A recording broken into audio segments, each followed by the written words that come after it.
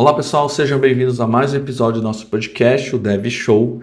E hoje o nosso assunto vai girar em torno do que está acontecendo com o mundo open source. O que está acontecendo, minha gente? A gente vê aí várias coisas sendo divulgadas, né? Notícias aí de pacotes, né? Ou serviços que eram grátis para serem utilizados, começando a ter mudança nas suas licenças ou tendo algum tipo de cobrança em determinadas situações.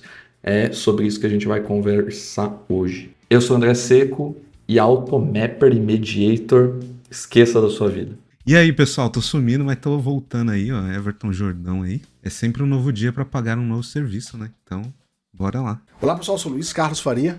E se eu tivesse que usar Mediator, eu pulava da ponte. Olá pessoal, aqui é o Renato Groff e seu projeto pode estar sendo vítima de uma pegadinha do malandro, o licenciamento.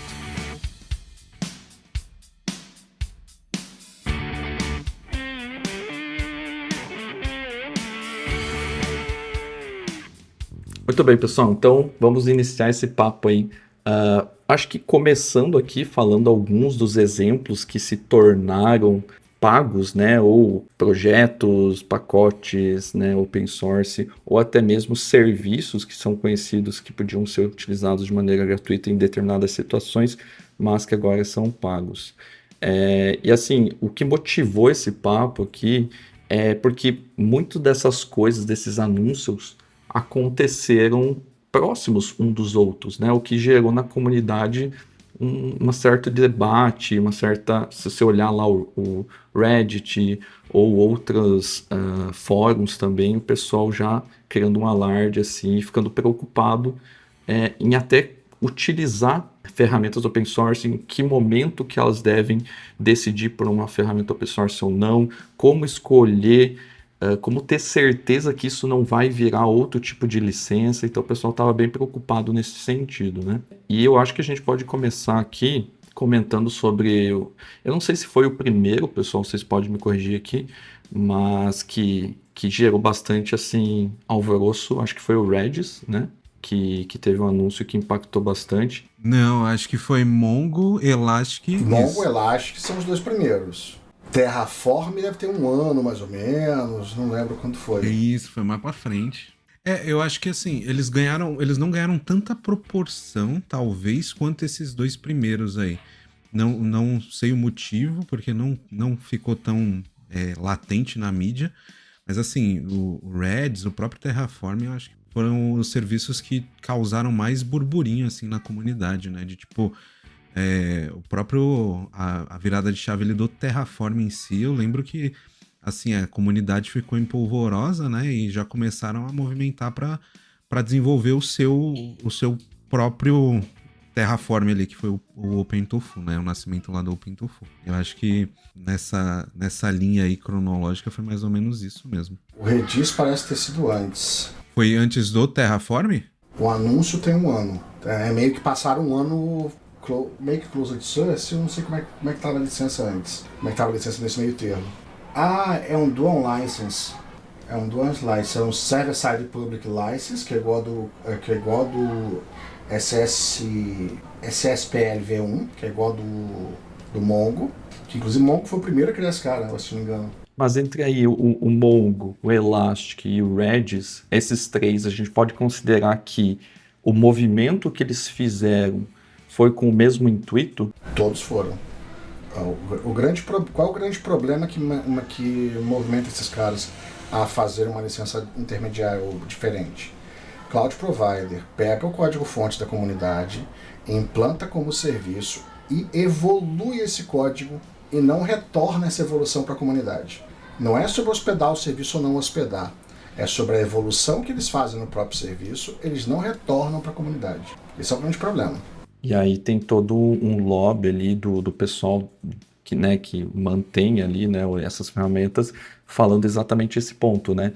Que esses Azure, AWS, né, Cloud Providers como um todo, estão lucrando com isso e não estão beneficiando a comunidade open source, né? Esse é o grande ponto. Tinha uma discussão sobre só o fato de hospedar seria um problema ou não, tá? Mas eu não sei como é que tá por esse viés da discussão, eu não sei como é que ficou. Existe essa discussão também, tá? Eu lembro que o Regis, logo depois que ele anunciou essas mudanças, a Microsoft próprio se pronunciou, né? Eu não sei que acordo que eles fizeram, para ser sincero, quais que foram os trâmites, mas até da utilização do termo, né?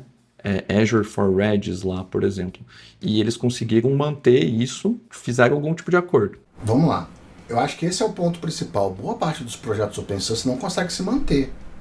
Inclusive o Jimmy Borgat, ele transforma projetos dele em closed source e com tarifa lá paga, porque assim, o quanto ele vai explicar que quanto ele recebeu de doação é ínfimo. É um valor ínfimo. Ele inclusive comenta, né, entre as razões lá que ele fez, que assim, que levou ele a fazer isso, né? Que é um valor ínfimo. Daí, se você calcular a quantidade de commits, a quantidade de tempo que ele gastou analisando pull requests os outros, discussões, ele fala, putz, é um tempo que infelizmente com doações ínfimas não se paga, né? O cara recebe $7.000 por ano. Pô, isso não é valor, vai. E a gente sabe que tem projeto, assim, tem todo tipo de projeto, de um projeto minúsculo a projetos gigantescos usando bibliotecas dos caras, né? Se tá usando corretamente ou não é um ponto que sempre levanta debates acalorados na comunidade .NET, mas tá sendo usado, tem coisa grande usando, gerando receita, e o cara não vê nada disso, né? Só para a gente organizar aqui, o que a gente comentou, né, de MongoDB, de Elastic, de Redis, que são aí o motivador que a gente conhece, pelo menos, né, que foi divulgado, foi a questão dos cloud providers, né, e aí não voltava essas contribuições, que nem o Luiz falou, e aí foi modificado a licença, né, pelo que a gente sabe, né, depois a gente vai comentar ali da parte do Redis que chegou a voltar atrás, mas a maioria agora, né, no caso do Redis, está sob dual license, né, e alguns outros pacotes também. Para a gente continuar do Redis e depois partir para esses outros pacotes, né, o Redis teve essa mudança, né, um tempo atrás, né. É legal comentar o que aconteceu logo em seguida, né? Todo mundo ficou maluco, basicamente, né? Vai tornar pago, etc e tal. E assim, o mais interessante que eu acho eles mudaram por um determinado motivo. Mas o que as pessoas entendem é que é outra coisa. Não vou poder usar nem fazendo, nem hospedando on-premise, por exemplo, aqui, nem modificando o código, nem fazendo nada. Me parece que essa mensagem não é bem propagada, sabe? E aí o pessoal acaba, tipo, se desesperando e já pensando que eles mesmos, uma solução pequena que não usa, não modifica o Redis, vai ter que abandonar e usar um fork, por exemplo. O que vocês acham desse... Claro que as licenças já são complicadas por si só, você entender de todas elas, o que pode e o que não pode. Mas me parece que o jeito que a notícia é transmitida às vezes piora, sabe? A galera sempre tenta terceirizar isso, né? Não lê lá os termos e tal. E acaba ficando somente nas primeiras linhas ali das notícias, né? Que chegam da mídia ali em si. Então, eu acho que é um mal que assola a humanidade desde os primórdios, né? Ninguém leu os termos de serviço ali. Todo mundo quer só usar e boa. Deixa eu só pontuar, na conversa passada, na explicação passada, eu falei que ela só exigia a mudança de volta. Tem mais uma exigência aqui, que é a mudança na gestão também. Que eu não sabia disso, na SSPL. Ela obriga também que o que quer que seja criado em volta do open source, inclusive infraestrutura, seja devolvido como open source também. Normalmente, né, essas soluções de segurança aí de mercado, Veracode, Checkmarks, Snyk, elas têm funcionalidades também, módulos para você analisar licenciamento dos pacotes no software de vocês, né? Então, se vocês têm isso na empresa, é uma coisa útil porque ele gera alertas daí, né? se tem alguma licença comercial, alguma coisa, se houve uma mudança e daí vai o nosso dev, ele atualizou no projeto, mas o dev nem sabe se mudou ou não o licenciamento. Então, ferramentas assim conseguem entregar esse tipo de insight, de informação. Mas tem ferramentas open source também que dá para fazer isso. Claro que não vai ser no nível de facilidade que uma suíte paga oferece, mas pode estar ajudando. Eu vou até deixar o link aqui. Tem o Open Source Review Toolkit. O Everton deve até conhecer bem, porque normalmente quando eu preciso ver ferramenta assim, a primeira pessoa que me passa dicas é o Everton e ou Bertuzzi, né, Everton? Nada, cara. Imagina, a gente troca figurinha aí. Mas assim, que eu já testei gratuito, tem o Scan Code e Open Source Review Toolkit, mas assim, eu sei que o Everton acaba trabalhando bastante com solução de DevOps, ele já deve ter visto até outras coisas e pode eventualmente até dar alguma dica sobre isso, né? Eu acho que de mercado mesmo, essa solução aqui é a mais parrudona mesmo. E aí, tirando a análise que cada um tem de olhar ali qual é o tipo de... Eu acho que o grande desafio das corporações hoje, né, é ter essa visibilidade ali de quais as soluções que estão nascendo dentro da companhia e mapear quais são a cadeia ali de suprimentos, né, dessa solução. Ter um repositório único para conseguir confirmar essas coisas, eu acho que é o maior desafio ali das corporações no geral mesmo, de tipo, cara, será que a gente está realmente aderente ali com o que a gente está escolhendo para compor, né, nosso conjunto de soluções aqui? Será que a gente está indo para o caminho certo? E principalmente quando a gente fala de empresas que têm muitos ramos de atuação, né? Então, imagina um banco, tipo, tá sujeito a alguma mudança assim por não ter uma ferramenta de supply chain, digamos assim, né? Que olhe para essa camada de software. E, inclusive, é interessante porque eu falei aí do Open Source Review Toolkit. Quando eu fui fazer alguns testes com ele, eu vi que a Porsche usa ele, né? Daí você fala assim, poxa, mas será que a Porsche não tem dinheiro para pagar pacote, licença? Obviamente que ela tem, né? Mas eu acho que ela também, se ela pode reduzir custo e mesmo evitar algum problema jurídico para ela, com certeza ela vai fazer isso, né? Mas é um barata voa quando tem essas mudanças que o povo não lê, o povo não corre atrás. É uma zona. E eu acho que não é só no Brasil, né? Para ter ferramenta só para fazer esse tipo de análise e até serviço pago que oferece isso, com certeza acontece para todo lado, não só aqui no Brasil, né? Mas em outros lugares e com certeza também alguma hora você pode ter um problema. E esse processo é muito comum quando tem M&A, por exemplo, né? Uma empresa vai adquirir a outra, ou vai 100%, ou vai comprar uma parte da outra, né? Tem que passar por todo um processo de análise para ver se aquela empresa que você está adquirindo ela está em conformidade com licenças, né? E para isso existe um processo chamado Software Composition Analysis, que contempla também essa parte de compliance de licenças. Então, será que o teu software, que pode ter, sei lá, 10, 20 anos de existência, né? Ou teus softwares, né? A gama de softwares que você tem na empresa está em conformidade com as licenças que podem ser utilizadas? Será que elas são permissivas ou copyleft? A gente vai comentar disso depois, né? Mas é um processo que faz parte de muitas aquisições de empresa para empresa.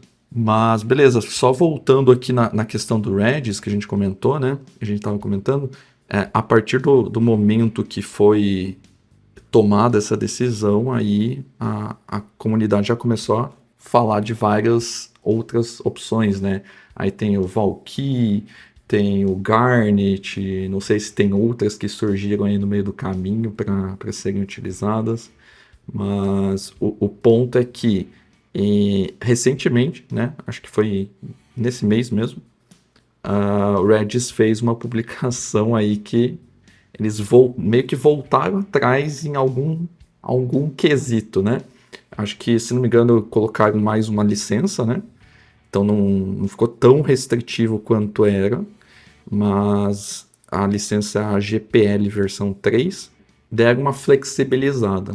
A questão dos cloud providers ali continua a mesma, né? Flexibilizaram justamente porque viram esse movimento da comunidade, né? Que o pessoal estava fugindo do Redis, basicamente, estava enfraquecendo a questão do open source, as contribuições para o Redis, né? Voltaram atrás, digamos assim. É um movimento natural, né? As pessoas ficam com medo. Então, mas a Microsoft tinha antes do Garnet, lá em 2014, quando eu comecei a usar IDs e eu não tinha Linux, a MS OpenTech, que era uma divisão de open source da Microsoft, já tinha um fork do Redis para Windows. Não funcionava bem, caía com certa frequência, inclusive foi um dos motivos para poder ter que subir máquinas Linux, porque eu precisava do Redis naquela época, mas já existia. Inclusive a MS OpenTech é quem faz o Garnet, se não me engano. É o que sobrou da MS OpenTech, a divisão dela. Eu achei, inclusive, esses dias um fork do projeto original. E aí, continuando aqui, a gente tem aqui algumas coisas, né, que impactam também de forma mais específica o mundo do .NET. A gente teve 3 pacotes, na verdade 4, né? 4 pacotes na sequência que tiveram essas mudanças. Falando só de pacotes, eu acho que começou com o Fluent Assertions, que ele, a partir da versão 8, se tornou pago. Então, quem usa aí a 7, 7.1, 7.x aí, ainda vai ter a questão de suporte open source, de ser gratuito, mas a partir da versão 8 começa a ser pago. E por quê? Porque foi adquirido por uma empresa chamada Exceed, e essa empresa, ela, não sei se vocês conhecem, mas ela faz vários componentes para WPF, até eu acho que para mexer com planilha, componentes, assim, e acabou comprando o Fluent Assertions, né? Vocês chegaram a utilizar ele, utilizavam muito pouco? Ele eu usava. O Fluent Assertion, sim, né?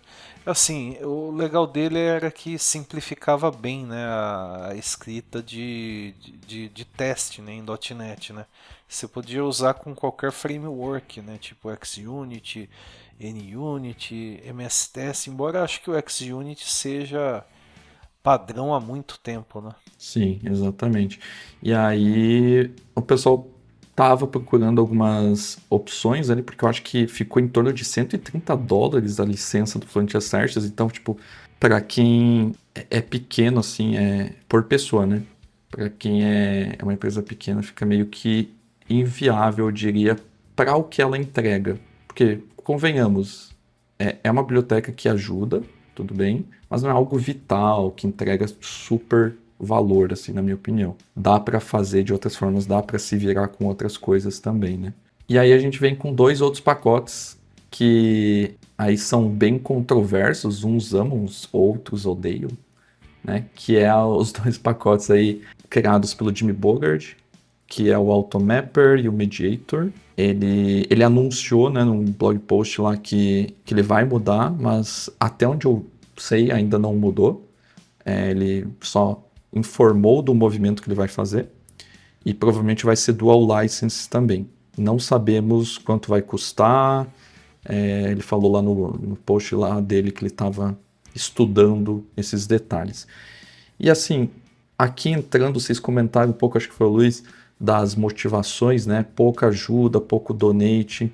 E é interessante que a gente entenda também o lado da pessoa, né? A gente, como utilizador desses pacotes grandes, a gente às vezes fica tipo, putz, agora vai se tornar pago. No meu projetinho aqui, usava e tal, né? Só que tem que entender o lado da pessoa que, como é um pacote muito utilizado, a demanda que a pessoa tinha de issues criadas, de bug para resolver sem receber nada, e o tempo investido é brutal. Não só update, aí vem mudança no .NET, a adaptação para coisas que mudam no .NET. É chato. Cada library que você cria é um filho que você tem que cuidar. Então é chatinho. demanda. E quanto mais conhecido fica, né, mais responsabilidade, né? E quanto mais feature você tem, dependendo da abrangência que você escolher para o que você está criando. Então, por exemplo, Automapper eu não vejo ele muito para onde crescer.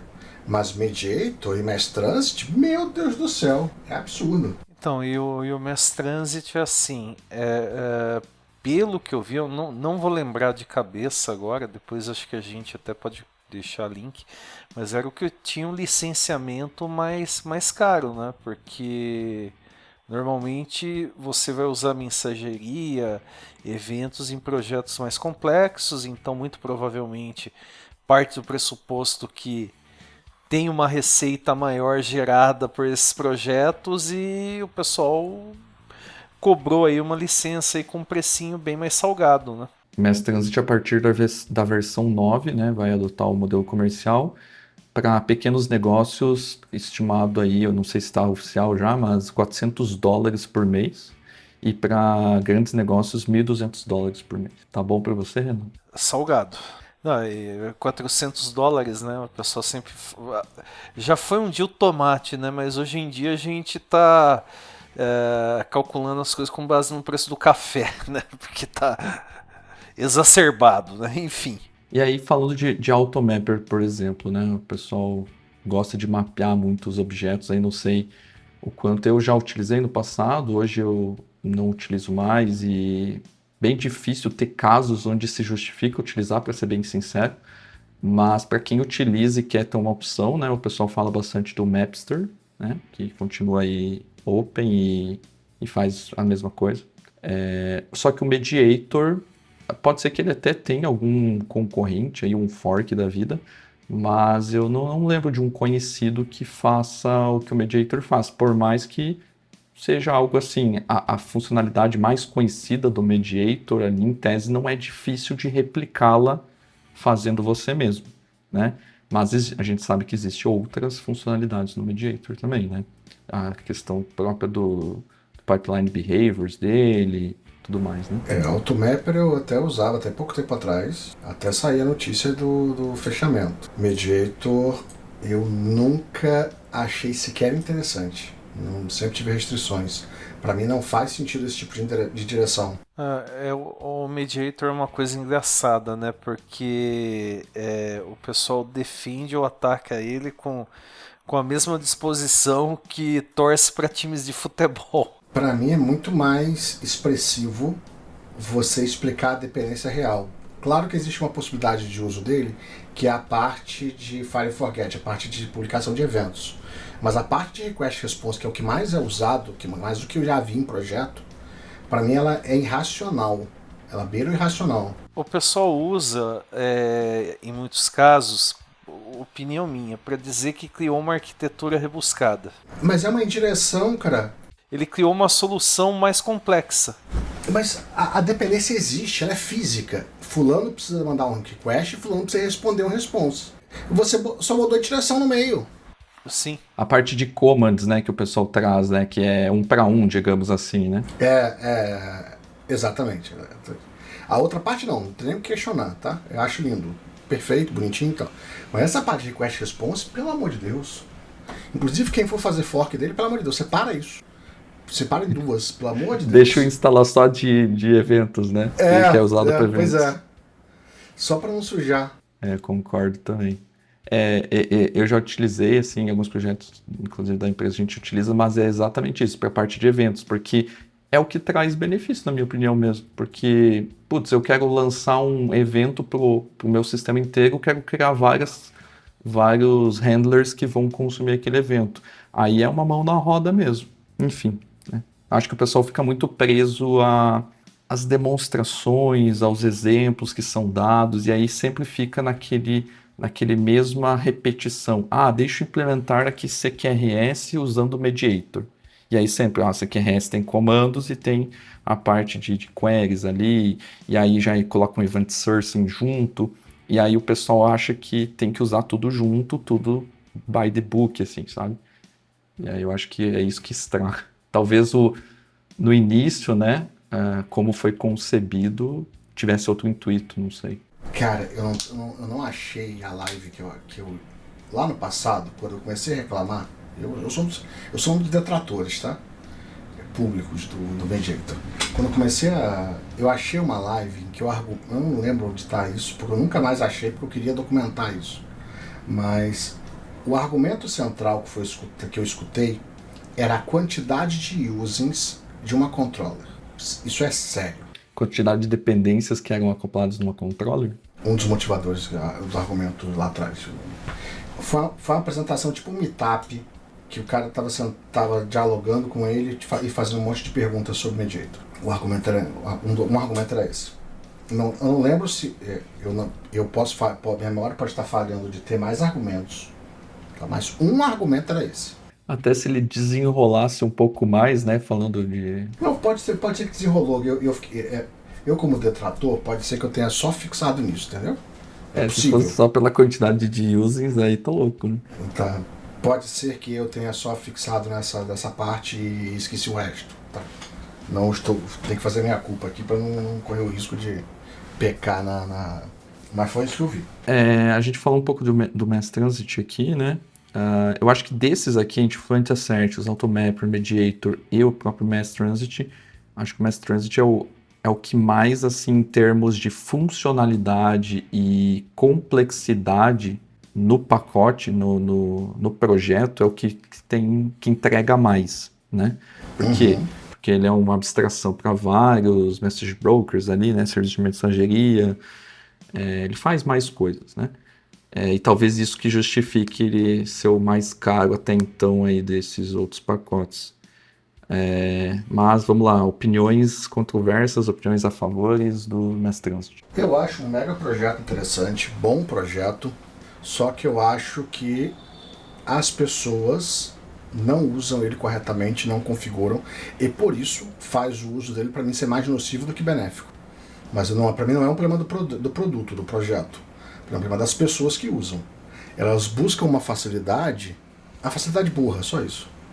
Enfim, elas não dão atenção a como as coisas são criadas. Assim, vamos lá. Imagina que você vai para o banco de dados e vê a tabela 001, 002, 003, a tabela com nomes aleatórios. Você vai achar aquilo ali uma má modelagem, correto? Correto. E o que você faz isso com filas? Você bota o nome da classe, o nome de um assembly no nome da fila. Qual lógica é isso? Então, qual a lógica de você implementar um retry manualmente sem um dado dead letter? Qual é a lógica? Então tem certas coisas que são problemáticas, entendeu? Não sei se você já tentou, Luiz, provavelmente sim, porque você mexe bastante com RabbitMQ.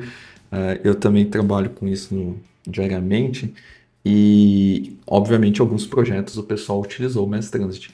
E aí, quando você começa a olhar para o RabbitMQ muito mais com a característica específica dele lá, de exchange, deixa eu fazer o roteamento de um jeito inteligente, baseado aqui no que eu quero montar de estrutura, e você deixa eu configurar o Mass Transit para ele fazer o que eu quero, para eu ter a liberdade que eu quero.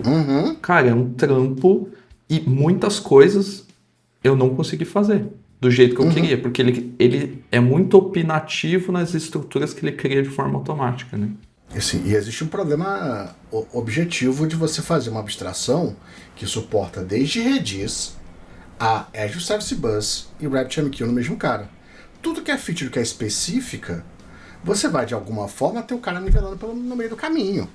Então, assim, em algum nível, você vai capar o que torna uma solução dessas única. E é esse o ponto. Então, para mim, existe esse tipo de problema, tá? Mas entendo que, principalmente pela quantidade de uso desse cara, ele tenha valores. Eu não boto em nenhum projeto, nunca botei num projeto de produção, já fiz testes, mas não coloco nenhum projeto meu, principalmente porque eu uso o Rabbit, tá? Principalmente no uso com o Rabbit, para mim é inconcebível o esforço de configuração. Você não tem alguns controles, você tem que enfim, tem certas...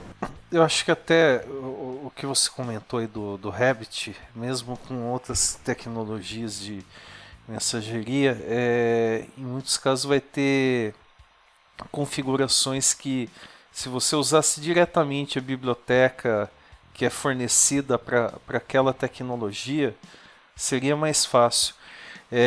o pessoal acaba usando, como vocês falaram, né, o Mass Transit, só que assim, em muitos casos, vamos pegar aí uma situação de uso intensivo do RabbitMQ ou de repente o Service Bus ou um serviço da Amazon. Você sabe que só vai usar aquilo lá. A biblioteca, do jeito que é fornecida, atende a sua demanda. Você não vai estar usando uma outra abstração por cima. Eu acho que é melhor você focar na biblioteca oferecida pelo fabricante da tecnologia do que colocar o Mass Transit, né? Agora, se você desenvolve um produto e pode ser que, olha, nesse cenário a gente vai usar a tecnologia A ou tecnologia B, aí talvez até seja uma boa justificativa usar o Mass Transit, né? Concordo contigo, mas eu faço a seguinte provocação.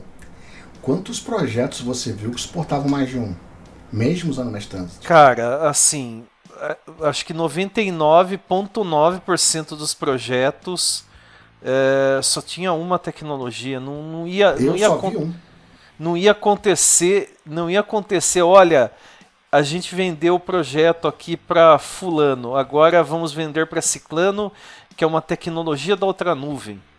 Assim, não aconteceu. Basicamente isso.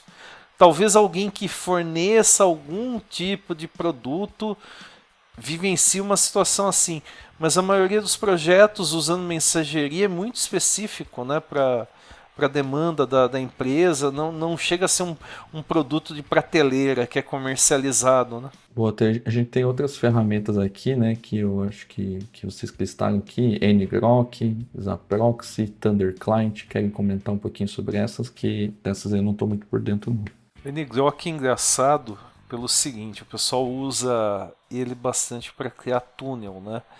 Então você tem uma aplicação local, executando em localhost, e de repente você tem outra pessoa do seu time que você quer que acesse, uma API para testar tal, vocês não publicaram isso num servidor, num host, o pessoal usa bastante ngrok para isso. Pode ser também que use o ngrok um cenário que é o seguinte, olha, estou... Mas explica o cenário de uso. Não, basicamente assim, você não publicou uma API, uma aplicação web, que pode ser um site também, na nuvem ou num servidor que vai hospedar isso, num Kubernetes, sei lá.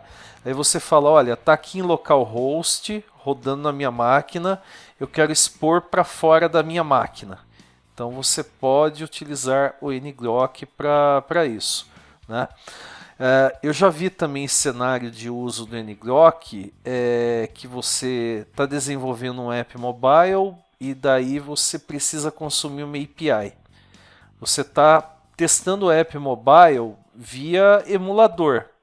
Aí, nesses cenários, não vai dar certo você utilizar um endpoint que é localhost. Aí você acaba usando o ngrok para isso. Mas, hoje, no caso do Visual Studio 2022, tem o DevTunnels que resolve essa demanda para quem é de .NET. Beleza. Só que o ngrok agora, o uso gratuito dele ficou bem restrito, né? Antigamente você conseguia criar vários túneis, né? Expor vários endpoints, agora acho que é 1 ou 2 só que você consegue expor. E o ngrok, inclusive, está sendo vendido como se fosse, né, uma solução de hospedagem, né? Eu lembro, assim, eu usava bastante, usei durante um tempo. Eu usava muito para demonstrar, tipo, tô em casa. Para fazer demonstração ajuda bastante também. Tô em casa, quero mandar um link para você acessar o que está na minha máquina. E aí, putz, vai para o linha de comando, aponta para sua porta 80, ele cria um túnel de um endereço público externo para a sua porta 80 local, acessível. Você pode debugar, você pode pedir para alguém, executa o mesmo procedimento que você fazia aí, que você fez aí que deu um erro, por exemplo. O cara executa e você valida, esse tipo de coisa. Eu fiz durante algum tempo uso assim, mas só. Quando eu entrei no site hoje para ver, porque eu sabia que tinha mudança qualquer, cara, é outra coisa. Virou É um produto, basicamente, né? Não, mas com muitas outras coisas. API Gateway, Device Gateway, Kubernetes Operator, Global Load Balancer, Identity Aware Proxies. What the fuck? Eu acho que é alguma implementação de segurança que daí você consegue colocar daí também eventualmente para uma aplicação que você tinha de repente no on-premise, pouca gente acessava e agora está na internet. Né? Chuto eu que seja algo nesse caminho. Proxy com reconhecimento de identidade. Entendi. Basicamente é algo nessa linha. Antes, a primeira vez que eu utilizei basicamente era pega o endereço localhost, aponta via ngrok e abre um túnel. Era só isso. Eu testava. Isso aqui eu usei na época da Webform, gente. Faz tempo. Há muito tempo. Beleza. E o Zaproxy e o Thunderclient? O Zaproxy, ele não necessariamente mudou o licenciamento. Hoje tem por trás dele, né, a Checkmarx, né, que a gente até já comentou, uma empresa aí de cybersecurity, tem a solução dela que é muito completa. Que acontece com o Zaproxy? A própria OASP recomenda ele tem uma interface gráfica multiplataforma e você consegue também rodar ele via linha de comando, num pipeline, num workflow de automação. E ele é usado para detectar vulnerabilidade em web app, né? Seja site, seja API REST. Ele funciona bem, mas assim, por ser um produto gratuito, não tem as mesmas facilidades de uma ferramenta paga de cybersecurity. E o interessante que até eu comentei com vocês aí da gente mencionar sobre ele é um caso que você fica em dúvida, poxa, mas tem uma empresa grande por trás dele aí, e aí? Amanhã o pessoal vai pegar e falar, deixou de ser open source totalmente, agora você tem que pagar uma licença. Eu acho que não, acredito eu que não, acho que vocês devem concordar com isso, porque é uma empresa bastante grande que está mantendo. Na verdade, segue sendo aí um projeto open source e muito popular no GitHub. Ele fala que é um dos 1000 repos mais populares do GitHub, né? E para que então compensa para Checkmarx manter ele open source? É um ganha-ganha. A comunidade ajuda a evoluir o produto. A própria Checkmarx deve incorporar ele dentro da solução paga deles, e quem quer usar open source tem a possibilidade de usar isso open source. Então, comparado com o que a gente já falou, que eram empresas pequenas ou desenvolvedores, uma ou um grupo de pessoas que mantinham o projeto, nesse caso uma empresa grande. Então, para ela nem deve ser interessante dar um cavalinho de pau e falar, opa, agora todo mundo vai pagar. Essa é a análise que eu tenho dessa ferramenta. O Thunderclient, que aconteceu, pessoal? É um caso mais parecido aí com o que a gente falou aí do Mediator, do Automapper. É um desenvolvedor, se eu não me engano, indiano que criou ele. Logo no começo eu vi ele, né? Eu fiquei embasbacado, né? Porque ele tinha um conjunto de funcionalidades, né, bem próximo do Postman, né, e bem mais leve. Daí eu falava, putz, bem melhor fazer um teste aqui, de repente fazer uma demo usando aqui o Thunderclient do que usar o Postman, né. Só que passou um tempo, o que a Postman fez? Ela colocou o Postman dentro do VS Code, ela criou uma extensão bem completa para VS Code. Eu notei que nisso daí começou a cair aí um pouco o uso do Thunderclient, e passou mais um pouco de tempo, aí foi mudado aí para virar um produto com licenciamento. Para uso não comercial você pode utilizar, então, putz, eu estou aqui usando o VS Code como um estudante, como alguém que está aprendendo uma tecnologia, uso pessoal meu, tranquilo, não há cobrança quanto a isso, mas dentro de uma empresa não é aconselhável, a não ser que a empresa pague pela licença, não é recomendável que você utilize essa ferramenta. E é o mesmo caso, né? Como já falei, é um desenvolvedor individual que gastou várias horas, né, mantendo aí a extensão. E para continuar aqui, a gente comentou, né? Eu comentei antes ali de Software Composition Analysis, né? Que é um processo ali de várias coisas, mas que envolvem ter o compliance da questão do licenciamento, dos pacotes open source que você utiliza no seu código. Inclusive, se você utiliza, e hoje acho que é muito difícil alguém não utilizar um pacote open source, tenha certeza que no mínimo você precisa citar aquele pacote lá, a licença que ele tem no seu software, tá? Então, assim, uma das coisas mais básicas que você pelo menos tem que fazer é isso. Então, se o software não tem isso em nenhum local, já tem que ficar meio de antena ligada aí para se adequar a isso, né? Principalmente se você passa por esses processos que eu comentei de aquisição, empresa adquirindo a outra, que se importa com essas coisas, né? DSCA, enfim. E aí tem 2 sites que no passado, na empresa que eu trabalho, a gente passou por esse processo, né? A gente teve que pesquisar muito sobre licenças e tudo mais. Tem 2 sites aí que você consegue tirar algumas dúvidas do que pode e não pode, que é o primeiro é o choosealicense.com, né? E tem a versão em português dele, que inclusive tinha um outro formato. Eu fui consultar ela hoje e ela mudou um pouco, assim. Ela era bem cópia mesmo do Choose a License, mas agora ela mudou um pouquinho. Mas também tem as licenças lá, que é escolhaumalicença.com.br, né? Então tem as duas, assim, que você pode consultar se as licenças são permissivas ou são copyleft, né? Então, se você pode utilizar ela, permissiva seria aqui de forma breve, permite o uso, modificação, redistribuição, né? Tem poucas restrições, por exemplo, MIT, né? Enfim, essas mais tranquilas. E o copyleft tem que ler bem certo e tudo mais, mas assim, via de regra é aquela que qualquer software derivado tem que manter a mesma licença. Então, se você desenvolver em cima de um pacote, fazer um fork, uma modificação, você tem que distribuir também pela mesma licença do pacote original, né? E aí tem outros poréns ali, outros detalhes que o Luiz até comentou, né? Tem alguns tipos de licença que, se você fizer um produto que utiliza um pacote, utiliza um serviço e montar uma estrutura ao redor dela, talvez você também tenha que disponibilizar. Então ela é bem mais restritiva. Então é importante conhecer esses 2 tipos aí.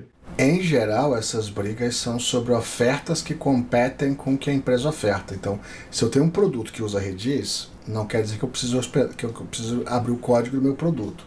Mas se eu tenho uma oferta de Redis gerenciado, talvez eu precise, entendeu? Então tem que entender isso. E existe essa diferença, tá? Isso quer dizer, por exemplo, Elastic. Eu uso Elastic, não tem problema, você pode usar. Mas eu quero vender Elastic, aí é outra coisa. Então você vai vender um Elastic gerenciado. E aí tem tipos de licença que te obrigam a ceder o código e o código da infraestrutura, enfim, todos esses detalhes também. Então, muitos desses cuidados é para as empresas não perderem mercado. Então, vamos lá. Eu tenho uma empresa, tenho um time cuidando do Elastic, cuidando do Mongo, cuidando do Kibana, cuidando, sei lá, do Redis. E eles monetizam esse produto vendendo uma oferta gerenciada. Então, você pode entrar na empresa lá na Redis e pedir lá um MongoDB, pedir um Redis, e eles vão ter uma cloud qualquer e vão ser bilhetados por isso, vão receber por isso. Quando você compra do Azure, claro que agora tem a parceria, mas quando você compra da Amazon, por exemplo, não tem essa parceria. Não tem esse revenue, esse payback, né? Esse pagamento, né? Exatamente. E aí tem que tomar cuidado, assim, para já ficar na tua memória de maneira clara. Quais que são as licenças mais restritivas? AGPL, GPL, LGPL. Tá? Entre as 3 aí mais restritivas que te pedem mais coisas. Tem que colocar aviso de qual que é a licença em local público, tem que abrir código, etc e tal, né? Então consulta esses sites aí que você vai ver quais que são as permissões, as condições de uso e as limitações ao utilizar esses pacotes sobre essas licenças, tá? E assim, na dúvida, se tiver muita dúvida na interpretação da licença, tem empresas até que contratam advogados que são especializados nisso, tá? Em olhar essa parte, em ler todos os termos e tudo mais. Dependendo do grau aí do processo que você está lidando na sua empresa, talvez valha a pena contratar alguém também para dar um apoio jurídico aí, digamos assim. Nem que essa pessoa tenha outras ferramentas ali, né? Tem uma ferramenta bem legal. Se eu não me engano, você usava ela, André, o Mend lá, Mend.io. Verdade. Eles têm uma ferramenta que também faz essa análise, né, de licenciamento. E, se eu não me engano, tem a Black Duck, é uma outra também que faz esse tipo de análise aí. E, assim, são serviços que, do ponto de vista de custo, alguém pode falar assim, cara, não vou pagar por isso daqui. Mas pode evitar uma dor de cabeça aí, principalmente nesses processos aí que o André comentou, né, de se tá tudo ok de fato com as ferramentas que você desenvolve ali no dia a dia, né, e tal, e disponibiliza para o mercado, né. O principal foco, eu acho, é para quem que você vai direcionar essa ferramenta. É uma ferramenta interna, então talvez não faça tanto sentido. Agora, se você pretende disponibilizar ela para o mundo externo e, consequentemente, a sua empresa corre o risco de ser comprada ou vendida em qualquer momento, é sempre bom estar com essa governança ali em cima do que está rolando no dia a dia, né? Inclusive, eu tinha esquecido disso, que esse Mend.io que você comentou, a gente utilizou, inclusive, ele era o antigo White Source, o nome dele. Aí essa Mend aí comprou, né? E ele oferece coisas do tipo esse Software Composition Analysis, a parte de verificação estática, né? De códigos, pode plugar ele numa pipeline, como rodando ele como uma etapa da pipeline. Aí ele te dá um relatório de quais são os pacotes open source que você está usando, se tem vulnerabilidade, se está defasado, se a licença está em conformidade. Te dá um relatório completo disso. Esses caras têm várias ferramentas aí, inclusive um concorrente lá do Dependabot, lá, se eu não me engano, é o Renovate. Ele é um cara bem, bem legal também para questão de dependências ali e tal, que é sempre um negócio que fica largado nos projetos aí, né? Tipo, sempre tem projeto com dependência zoada ali, né? Nome interessante. De dependência também tem o da própria WASP, o WASP Dependency Check. Que acontece? Ele usa. Tem um banco de dados de vulnerabilidade que muita ferramenta de segurança usa, que é o NVD, o National Vulnerability Database, que é mantido por um órgão lá de padrões lá dos Estados Unidos, que é o NIST, né? O Dependency Check da WASP é gratuito, pelo menos com .NET, Node, Java e Python, qualquer versão praticamente você vai conseguir rodar esse tipo de análise. Esse site que você comentou aí, o NVD, assim, geralmente quem tem que resolver bucha acaba caindo nele, né? Parecia um CVE novo, o time de segurança do nada brotou no seu Teams aqui, você acaba caindo nesse site aí para ver o que tem que fazer de medida de contorno, enfim, entender o problema, né? E o engraçado também é que acontece? Você pega aí o Dependency Check, ele acessa direto esse banco, mas muitas ferramentas pagas também, quando detectou aqui um pacote aqui com vulnerabilidade, né?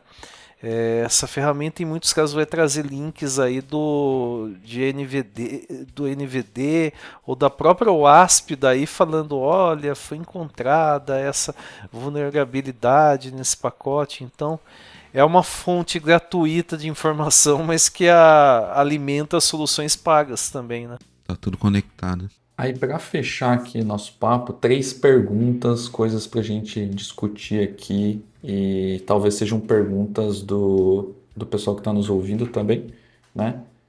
Sobre essas mudanças de licença que estão acontecendo com maior frequência agora, aqui tentando trazer a dúvida de alguém aí, né? A gente já discutiu um pouco sobre isso, né? Mas se essas mudanças, eu tenho um pacote open source, algumas pessoas contribuíram nesse pacote open source, me ajudaram a construí-lo. Eu como criador, mantenedor do pacote, eu posso fazer isso? Ficar trocando, vender o meu pacote por uma empresa, trocar licença?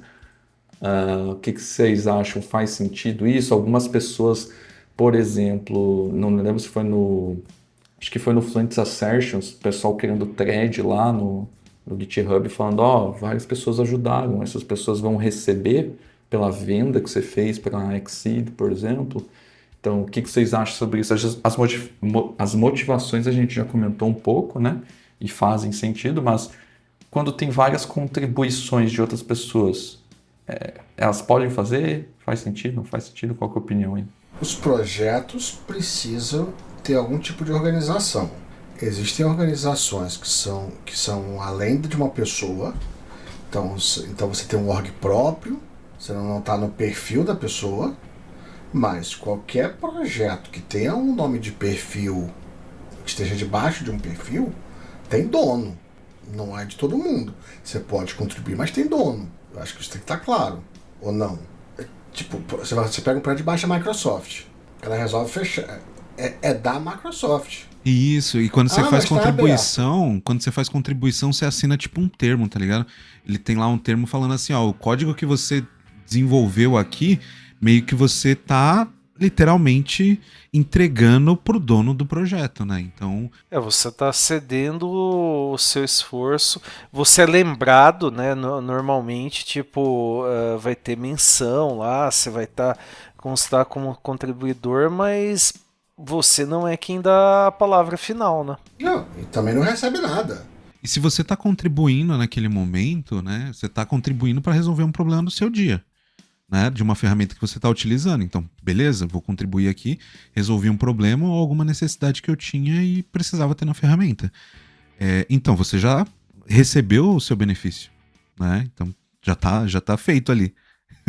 Mas aí eu já vi gente reclamando da seguinte forma: putz, mas então se eu vou ter que dar o meu trabalho, eu faço aqui dentro de casa.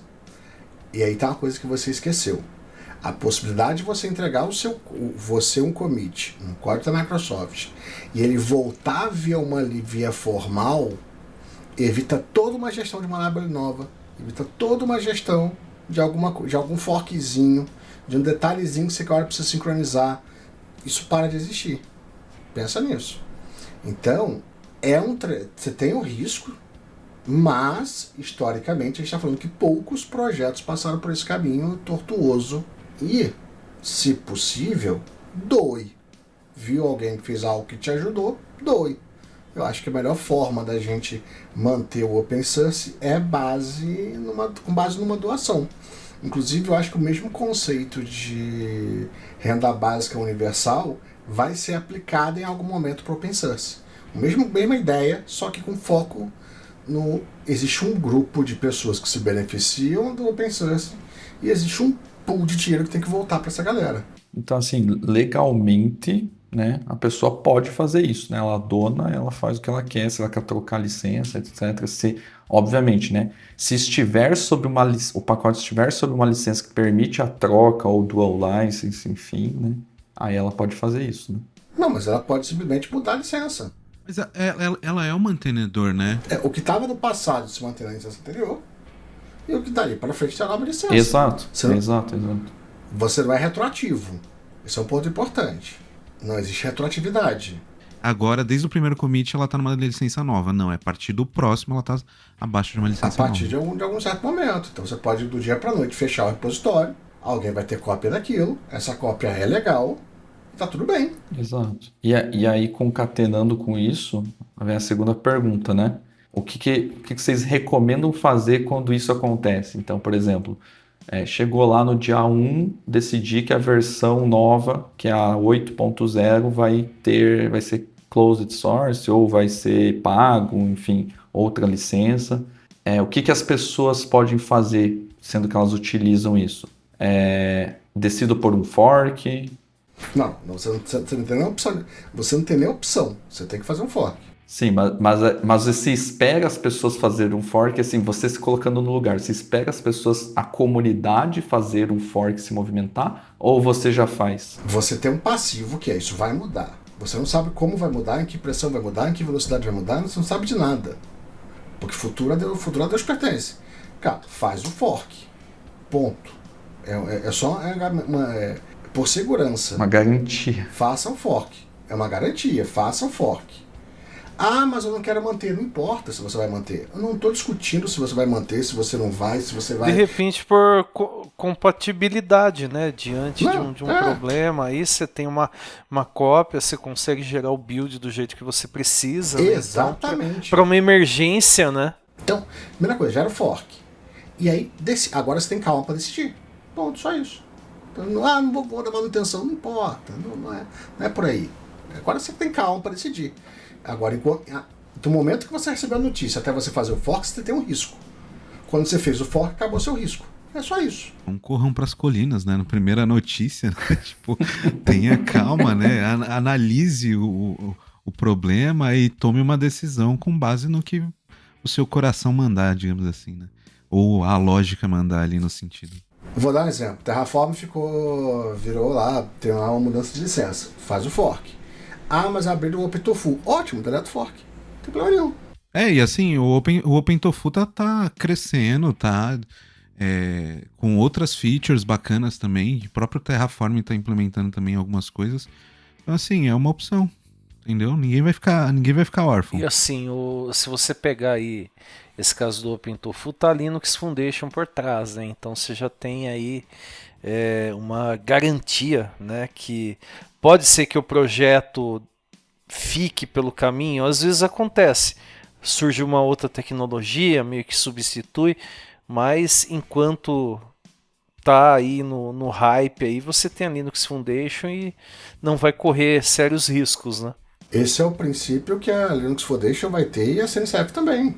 A CNCF, na verdade, ela é meio que um órgão, né, dentro da Linux Foundation, né? E tem todo o ecossistema que surgiu também dentro da CNCF, né? Então, às vezes o pessoal fica em dúvida, devo ou não devo usar open source, né? Eu lembro que há 10, 15, 20 anos atrás, principalmente, quem trabalhava com tecnologia Microsoft, tinha aquele negócio da Microsoft, com rixa, com comunidades open source, o pessoal em empresa grande, banco principalmente, falava, o quê? Não vamos usar isso daqui, vamos usar alguma coisa da Microsoft. Isso me fez ir pro Rio. Justamente, e assim, e você meio que foi... você mergulhou no mundo open source antes de praticamente todo mundo da comunidade .NET aqui no Brasil, né? Até vale a pena reconhecer isso, né? Mas que acontece? As empresas tinham aí uma restrição muito grande em usar tecnologia open source e veio aí Kubernetes, veio aí uma série de projetos, o Linux passou a ser amplamente aceito dentro do pessoal de .NET também, então não é algo que vai retroagir agora nesse momento, né? E eu estava analisando aqui uma comparação aqui num site do próprio Redis aqui com o Valkey, que o Valkey é um fork, né, do Redis.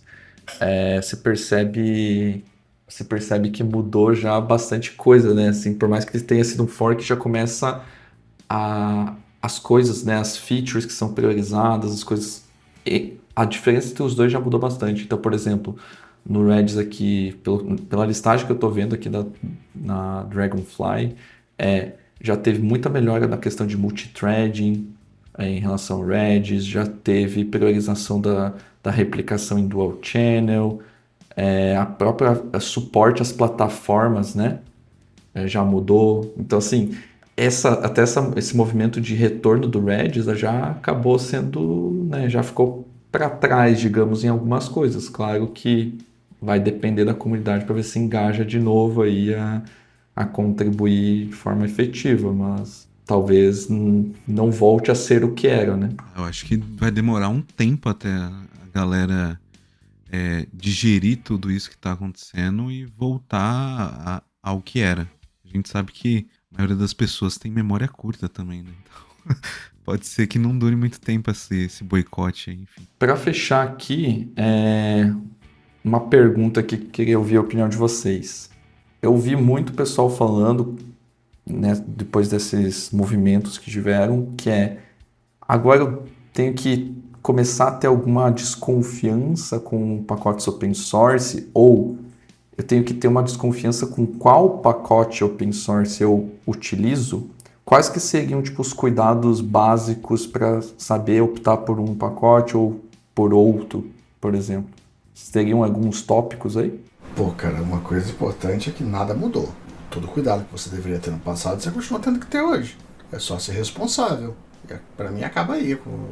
Perfeito. E os cuidados aí, diga aí, desde o passado, quais seriam? Não, a fonte, né? Entender quem é a fonte, como é que é essa reputação de quem criou a library ou criou o pacote qualquer. Você precisa de certo nível de cuidado. Ou você olha o repositório, ou você olha a reputação, porque assim, uma das coisas ocultas na utilização de libraries é que você pode pegar um ataque de supply chain, cara, e trazer um backdoor para sua aplicação. Inclusive, né, isso que você falou, a gente falou aí de ferramentas aí que escaneia a aplicação, packages, né? Eu mencionei aí o Dependency Check, mas se pegar lá Snyk, Veracode, Checkmarks fazem isso também. Então, mesmo ferramentas gratuitas conseguem pegar essas dependências, até a nível de container, né, Luiz? Você pegar lá Docker Scout, Triv, ele consegue analisar tanto os componentes Linux, né, da imagem lá que está envolvida, mas também consegue fazer uma análise em cima dos packages, né, das bibliotecas, né? Então, uma aplicação .NET containerizada, ele vai analisar os packages, se tiver aí um package problemático, ele vai acusar. Mesma coisa em Node, Java, Python e assim por diante. Algumas métricas que eu olho assim, em repositórios, assim, para ser bem objetivo, né? Claro, olhar quem que é o autor, se está envolvido em alguma polêmica ou não, quantas estrelas tem no GitHub. Claro que isso, o cara pode usar um bot, mas assim, via de regra, né? Olha quanto de stars tem no GitHub, se está sempre bem atualizado, para você não cair num pacote lá que está abandonado há 2 anos, né? Não adianta você criar uma dependência de algo que foi abandonado, né? Ver as contribuições da galera, dar uma zapeada no repositório para ver se minimamente ele é confiável, se está sendo bem atualizado. Eu acho que é o mínimo do mínimo que você pode olhar, né? E aí vai olhando entre as opções, o que mais se encaixa.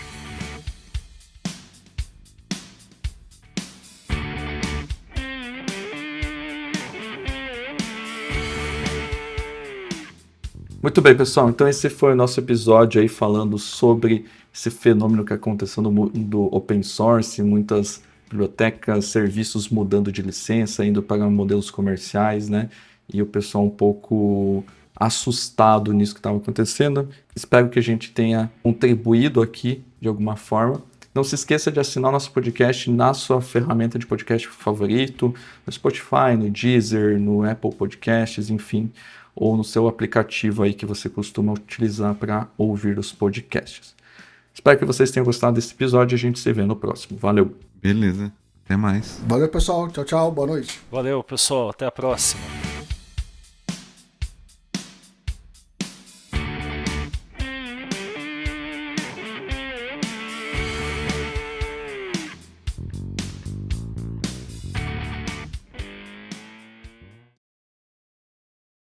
Muitos projetos acabam ficando fechados, closed source, por vários motivos.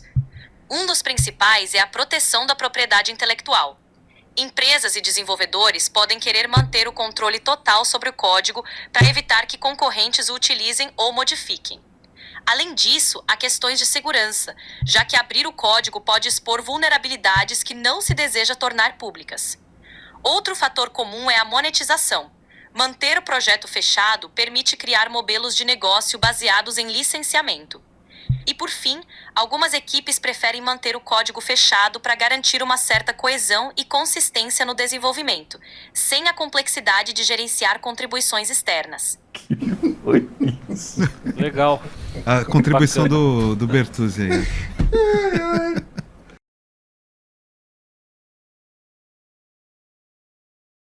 Mais considerações? Tomem água. Tomem água e você que é pai, né, respeitem seus pais também, né? Como diria exatamente. nosso amigo Bruno Brito, né? Falar nisso, Renato, na hora de você também botar o filho no mundo, né? Você e André Seco aí, vocês estão. Vocês estão devendo, hein? O mundo está muito complexo. Vocês dois já fizeram essa parte, inclusive. É.